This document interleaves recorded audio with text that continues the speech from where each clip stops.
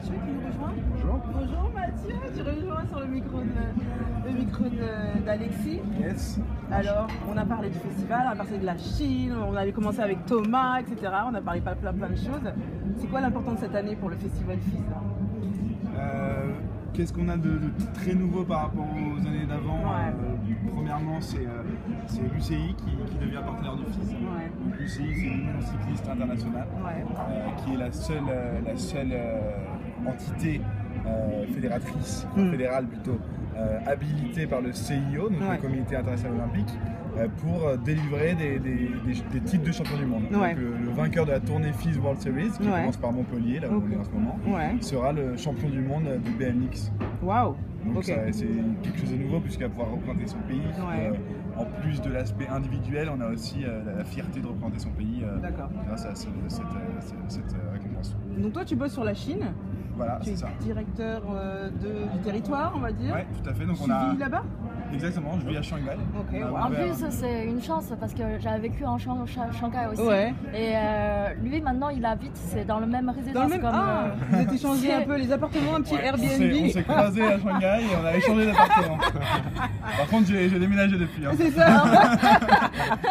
Oh, merci. Donc tu n'as pas de locataire là-bas? Non. Et donc, comment c'est la vie là-bas? Alors, Shanghai, j'y suis depuis 1 an et 3-4 mois maintenant.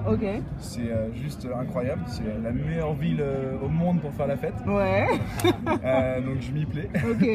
Et sinon, niveau... le public est très réceptif à nos sports. C'est très nouveau pour eux. Il n'y a pas encore beaucoup de professionnels par rapport au nombre d'habitants. Mais on a de plus en plus de fans qui adorent et qui adorent parce que c'est très visuel et la Chine est à fond dans la photographie et dans le fait de participer à des événements. Donc quand ils viennent, ils se prennent en photo avec les riders et même s'ils ne les connaissent pas forcément, ils vont tout de suite être super réceptifs et adorer tout ce qui est sport extrême parce que c'est visuel. Ok, d'accord. Donc toi quand tu arrives là-bas, qu'est-ce que tu t'installes l'édition? Quand aura lieu cette édition? C'est fin octobre. Donc c'est 27-30 octobre 2016, c'est la 3e édition. Donc c'est à Chengdu, à l'ouest de la Chine, c'est une grande ville. Enfin, c'est la 5 ou 6e ville chinoise, il y a 15-16 millions d'habitants. 5-6e ville niveau économique. Et en fait, devant le succès de Chengdu en 2014 et 2015, on a décidé de créer une boîte en Chine. Donc moi, c'est ce que je fais. On a monté cette boîte à Shanghai, qui fait partie du FIS. Et on a aujourd'hui 5 employés là, à Shanghai qui développent plus d'événements. Mais notre événement phare reste celui de Chengdu qui fait partie de la tournée qui passe par Montpellier, les USA, le Canada et Chengdu. D'accord. Et quelles sont les disciplines qu'on retrouvera là-bas en octobre? Alors on retrouvera le skate, le BMX, donc le BMX Park qui sera une étape de la Coupe du Monde aussi, le roller, le BMX Flatland. C'est quoi ça le BMX? Le BMX Flat c'est donc un grand espace de 10 par 10, c'est juste un carré et les gars, les pros, c'est comme de la danse sur BMX. T'as fait ça Thomas? C'est trop dur, Alors j'ai même pas essayé. Non, c'est vrai, c'est au-dessus quoi. Patience fou. C'est très technique et il faut se concentrer. D'accord. Ok, d'accord. Et là-bas, parce que tu disais que tout à l'heure c'était l'US et la France c'est le BMX qui fusionnait le plus. Quelle est là-bas la discipline qui a un carton là-bas? En Chine? Le BMX aussi parce que c'est très aérien, mais du coup le VTT, parce que je finissais donc avec le VTT, le VTT Slopestyle, c'est la dernière, là vous avez vu le parc monstrueux de FIS à Montpellier. On a un beau parc aussi, enfin on fait un beau parc au moment de l'événement, et comme ça va très haut, c'est là où le public est le plus réceptif. Et donc BMX et VTT, je pense que c'est les deux qui ont le plus succès. Mais niveau participants, c'est peut-être le skate, parce qu'il y a beaucoup de skateurs en Chine. À Chengdu, énormément de skateurs, c'est le sport qui s'est développé en premier. Dans le sud de la Chine d'ailleurs. Mais ils sont moins gros dedans, il y a des très bons skateurs qui s'ils venaient ici, je pense qu'ils participeraient en pro. Ah ouais, carrément. C'était un petit peu... il y a toujours les problèmes de visa, etc. Donc c'est toujours un peu compliqué pour les Chinois de voyager plus facilement, mais de plus en plus ça va le devenir. Et grâce à notre entité en Chine, on va pouvoir inviter plus de riders en France et avoir plus de riders qui vont en Chine.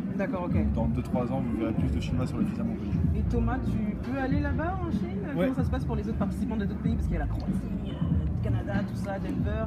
Nous, évidemment que Thomas il va venir pour participer. Cette année, j'avais prévu, ça fait 2 ans en fait que j'ai pas pu y aller. Et je suis déjà allé faire des événements bien plus mineurs, on va dire, en Chine. Et du coup, cette année, j'ai prévu d'aller mettre la pression là-bas. Voilà. Il faut représenter. Et il paraît que quand on fait du BMX ou qu'on fait du skate, c'est facile de faire facilement d'autres sports un peu dans le même style. Je sais pas, tu peux facilement faire le truc qu'il a dit tout à l'heure, c'était quoi là? Le flat. Mais tu peux facilement faire d'autres sports. C'est vrai ça ou pas? Je pense que l'esprit, un peu l'état d'esprit extrême nous amène à essayer d'autres choses, mais j'aurais jamais le même niveau pour faire un autre sport que ce que j'ai en vélo, je pense, mais j'aime bien toucher à tout. Je fais un peu de skate chez moi parce que j'ai un bon skatepark à Marseille. Et du coup, je fais un peu de skate, un peu de bodyboard quand je vais sur la côte ouest. Je touche un peu à tout, mais mon objectif reste quand même le vélo et c'est toujours passion, on va dire. Et tu t'entraînes pour faire, parce que quand on faisait le tour de l'espace, l'espace s'il te plaît, c'est carrément une ville le truc dehors, mais est-ce que tu t'entraînes dans d'autres disciplines comme un athlète pour pratiquer après? Ça fait pas longtemps, mais maintenant j'ai un coach en fait personnel, je fais pas un truc intensif en jet et tout, mais je suis quand même un truc pour me renforcer, on va dire un programme, mais c'est plus pour éviter les mauvaises chutes, en cas de grosse chute, quand même tenir le coup parce que je suis quand même assez jeune et j'ai quand même encore du temps à tomber. Parce que c'est un dos quoi. Donc je pense que ça aide pas mal et même pour quand même avoir quand même assez de cardio et être en forme. Si c'est toute une semaine, donc être en forme toute la semaine, il faut quand même être un minimum. C'est clair. Ouais, parce qu'on n'a pas l'impression quand on se dit ils prennent le vélo. C'est pas un fit les mecs, hein. Tu pratiques un peu, Mathieu, toi? Moi, à cause de Shanghai, Yang me l'a dit l'autre jour, avant même de venir bonjour, elle m'a dit t'es un peu grossi. Ah, c'est pas vrai. Et donc, en effet, la Chine m'a fait un petit peu grossir. Parce que la nourriture, c'est quoi? Les plats sont très huilés. L'année dernière, je l'ai vu monter sur le wakeboard, nickel. Ok, d'accord. Pour répondre à la question, en effet, je fais un petit peu de wake, mais je fais surtout du ski. Moi, je suis surtout skieur à la base. C'est le ski freeride et le ski freestyle qui m'ont donné envie de participer à l'événement FIS et de l'organiser, etc. Puisque l'ambiance est la même. Et en Chine, cette année, j'ai organisé le premier Winter FIS, il n'y en avait plus depuis 4 ans. Donc on a repris le Winter FIS, ça a eu lieu à Zhangjiakou, la future station olympique chinoise. Ah, vous allez jusque là quoi? Ouais, et donc on avait 10 riders, 5 en ski, 5 en snowboard. Il y avait Mathieu Crépel et Candice Tovex qui sont venus jusqu'en Chine pour participer à cet événement en mars. C'est hallucinant, waouh! C'est un gros truc, les gens ne peuvent pas réaliser, mais c'est un gros truc le FIS quoi. Ouais, il y a beaucoup de monde et toute l'année, on est tous il y a un crew de 40 à 50 personnes qui travaillent toute l'année pour construire les parcs, pour la communication, etc. Parce que il y a tellement d'événements aujourd'hui qu'on a plus intérêt à avoir nos propres parcs, nos propres chaînes médias, FIS Pro TV, etc. Et c'est quoi il y a le festival qui commence tout à l'heure, qui continue ce week-end. C'est quoi le prochain challenge? Je sais que vous devez aller dans d'autres villes, mais c'est quoi pour mettre de la pression un petit peu comme ça, il faut prendre la place du game après? Alors on n'est pas complètement concurrent des X Games. Je te le disais tout à l'heure, moi j'adore les X Games, je suis un fan des X Games, je ne critiquerai jamais les X Games parce que c'est ce qui m'a fait grandir aussi, et tout comme le FIS. J'ai grandi aussi avec le FIS, tout comme avec les X Games. Et c'est juste que nous on est différents, on est ouvert aux amateurs, on a vraiment des kids qui viennent rider, ceux qui sont champions X Games ils ont commencé par le FIS, pour la plupart. Les X Games sont vraiment orientés États-Unis, US, c'est ESPN, c'est Disneyland, donc forcément ils sont plus visibles. Mais nous, on n'a rien à se reprocher sur la participation, puisqu'on a le plus grand nombre d'athlètes, on a le plus grand réseau d'athlètes du coup.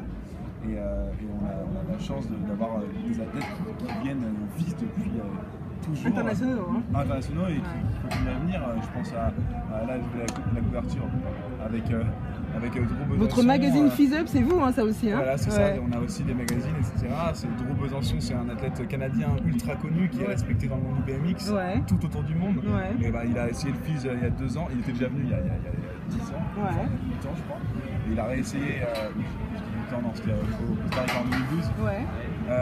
Et donc il y a 4-5 ans. C'est vrai. C'est la chaleur, C'est la chaleur. C'est la chaleur. Et du coup, c'est lui, quand il ride le BMX Park, il dit le parc il défonce, etc. Je reviens et maintenant il a fait Chengdu, il est là à Montpellier, il va revenir aux US, il va aller aux US et au Canada, il va revenir à Chengdu. Il suffit que les gars testent le parc en skate, en BMX ou en VTT ou en wake. Et tous ils accrochent et ils reviennent. Donc on a moins de visibilité, mais dès qu'ils viennent et qu'ils connaissent l'ambiance du film, qu'ils font la fête avec nous et qu'ils rident le parc, ils vont revenir. Ils reviennent, ils font la promo aussi extérieure. Je me demandais tout à l'heure, est-ce que les autres qui viennent pas au festival, est-ce qu'ils peuvent suivre sur une chaîne ou sur YouTube ou sur une autre plateforme? Alors, ils peuvent suivre sur beaucoup de plateformes, déjà grâce à nos sponsors qui René. Donc il y a beaucoup de sponsors qui mettent l'événement en live sur leur chaîne. Nous on a FIS.tv, vous pouvez regarder en permanence l'événement, la matinale. Tous les matins il y a les riders qui viennent sur le plateau et à partir de midi, parfois le matin, il y a le live qui reprend. C'est MCS Extreme la chaîne qui va devenir SFR Sport dans très peu de temps. Et après autour du monde, vous suivre beaucoup de pays qui font live sur ProSieben en Allemagne. Il y a même ESPN au Brésil qui reprend. Et IMG Media nous distribue, donc on a 2000 heures de distribuer par événement autour du monde. Ok, d'accord. Sur des chaînes très corps. Vous dites que vous n'êtes pas à l'égal de X-Games, mais je trouve quand même que vous mettez la pression, les écrans partout sur les parcs. Il y a un mec qui parle depuis tout à l'heure, j'espère qu'il voit lui aussi depuis tout à l'heure. Non, il n'a pas le droit de parler. Il enchaîne. C'est impressionnant quand on vient sur le festival. Moi je suis au festival de l'extérieur, quand on est là devant l'ordinateur, on vient de suite, les gens qui me disent ouais c'est cool, mais quand tu es là, c'est fou la pression. C'est cool. Si t'es impressionné aujourd'hui, je t'invite à revenir demain, jour férié, samedi et dimanche. Et si t'étais déjà impressionné aujourd'hui, tu vas. C'est clair. Ça fout dans l'ambiance tout de suite, de la musique et tout. Il y a un DJ spécifique ou pas? On a plusieurs DJ, mais on en a un qui est vraiment le résultat du fils, c'est Mike Rock, un DJ sport extrême qui est un DJ monster d'ailleurs respecté dans le monde des sports extrêmes depuis des années, qui est vraiment fidèle et qui me suit en Chine d'ailleurs, qui vient sur mes événements hiver et été en Chine. Ok, d'accord. Donc là, pour inciter les gens à venir, là, parce que comme tu dis c'est férié demain, le week-end est un peu libre aussi, qu'est-ce que tu leur dirais pour venir? À quoi ils vont penser à dire? Alors il y a plein de raisons de venir. La première c'est venez avec vos amis pour partager des bons moments parce qu'il fait beau, on peut s'asseoir partout. Il y a des buvettes, il y a autant de buvettes que des stands. Donc on peut prendre une bière pas chère n'importe où. Des parcs partout. Des parcs, il y en a tous les 200 mètres. Donc si vous aimez l'un des sports BMX, roller, wakeboard, VTT, skate, et même si vous l'aimez pas, vous serez impressionné parce qu'il n'y a que des profs. Franchement, c'est clair. Et après, on fait la teuf tous les soirs. C'est ça, exactement. Bon, Thomas ne peut pas boire, il travaille, mais les autres pourront s'amuser. Et puis, il faut dire aussi pas que les amis, les parents avec les enfants qui viennent et tout. C'est important de venir en famille aussi. C'est clair, c'est clair. Merci beaucoup, Mathieu, d'être venu. Tu restes un jour, hein.